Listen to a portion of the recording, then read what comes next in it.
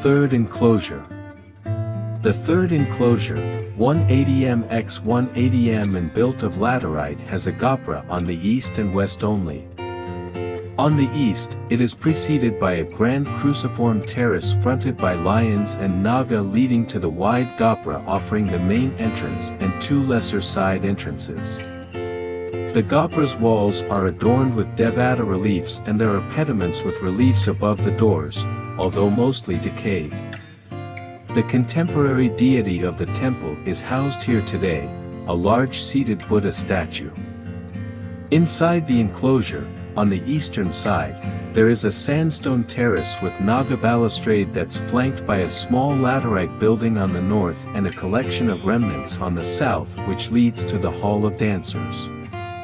There is another moat that surrounds the north, west, and south sides of the next enclosure. Second enclosure. The second enclosure, again of laterite, is a peristyle/galleried wall with a corbelled roof and pillars on the inner, featuring a sandstone gopura on its eastern side and a smaller gopura on the west.